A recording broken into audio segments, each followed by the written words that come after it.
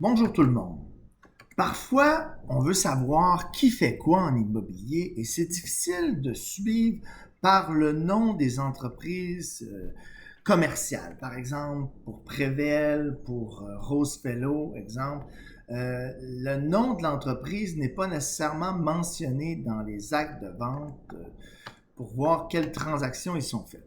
Et je vous donne un petit truc. Par le biais de notre module de recherche dans le SRT ici, au-delà de la classification des immeubles, au-delà de la localisation, des caractéristiques, des propriétés transigées, on peut y aller par acheteur, mais si je fais ROSEFERROW, eh bien, je vois que sur le nombre de transactions qu'on a, il n'y a rien qui correspond à Rosefellow. Et autant dans vendeur, donc sur 19 000 transactions, bien, j'ai rien ici qui s'est transigé par l'entité commerciale en tant que telle. Donc, je peux y aller ici par représentant. Le représentant, c'est quoi? C'est celui qui se pointe chez le notaire pour signer l'acte en question.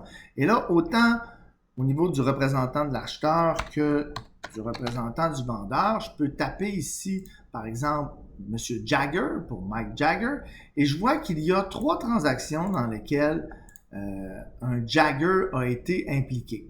Puis là, si je vais les voir plus précisément, ben, je vois qu'il y en a 2 dans l'est de Montréal, une dans l'ouest, puis là, je vois un terrain, sans surprise, ça semble être le voisin des 2 prochains, et je vois une propriété industrielle. Il y a, donc là, je peux envoyer ça vers un visualisateur PDF, je dois sélectionner préalablement, puis là, j'envoie ça vers un visualisateur PDF, et ça me dit, bon, ben, les représentants Jagger, c'est en train de se compiler. Je peux faire un autre type de recherche et là, y aller avec un autre des dirigeants de l'entreprise Rosefellow. J'ai M. Tsuma. Et là, si je tape ce nom de famille-là, je vois que j'ai 13 transactions dans lesquelles un M. Tsuma a été impliqué. Et si je clique ici pour visualiser où elles se trouvent, ces transactions-là, je vois que c'est dans la grande région de Montréal, donc autant du côté de Terrebonne que de Coteau-du-Lac, Beauharnois, etc.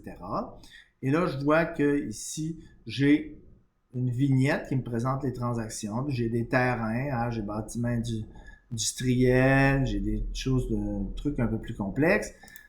Et là, je vais faire la même affaire. Je vais aller sélectionner ces transactions-là. Je vais les envoyer dans un visualisateur PDF de la sorte. Je vois que pour M. Jagger, mon visualisateur a compilé l'information. Et là, je peux y aller un peu plus dans le détail. Donc, ce terrain-là, c'est un terrain industriel qui s'est transigé à 18 du pied carré.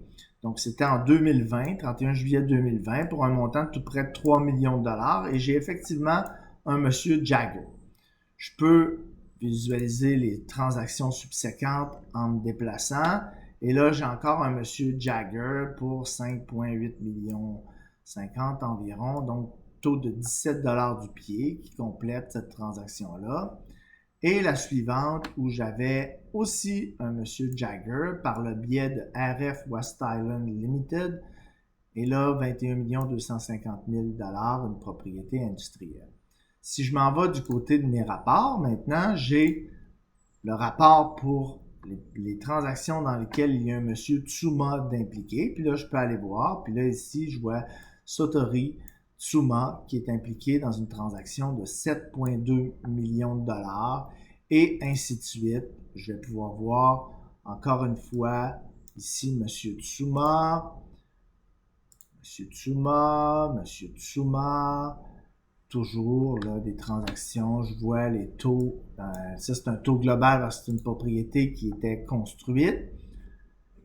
Ici, la même chose. Et là, si je veux voir, par exemple, qu'est-ce qu'il y en est un peu plus précisément, parce que là, je vois ici que c'est une propriété dans le domaine des scieries qui a été transigée.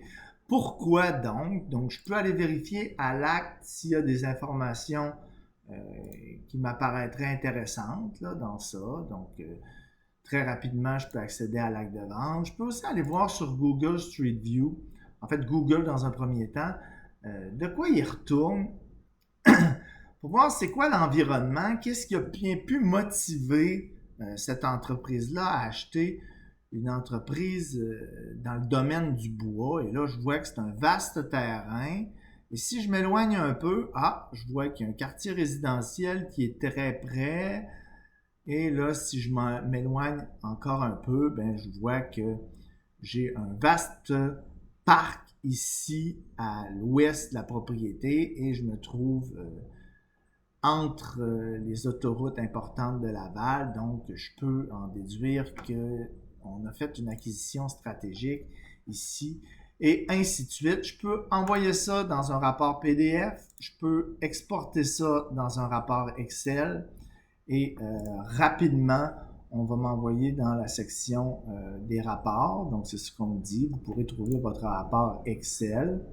Et là, je m'envoie ici.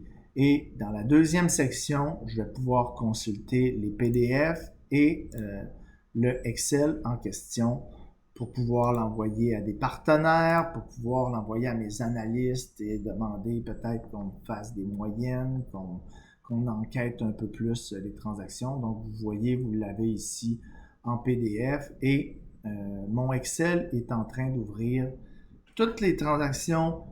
C'est cliquable, donc c'est pas une image qui vous permet pas de travailler. Là, ici, là, vous voyez, là, quand je clique sur le 25 $, ben, j'y ai accès.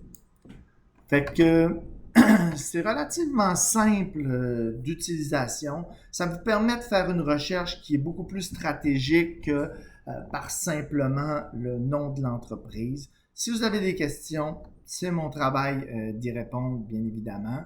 Vous avez des périodes d'essai ou SRT qui sont inclus, donc essayez-le, lâchez-vous lousse, puis si vous avez n'importe quoi, n'hésitez pas à me contacter directement. Merci, au plaisir.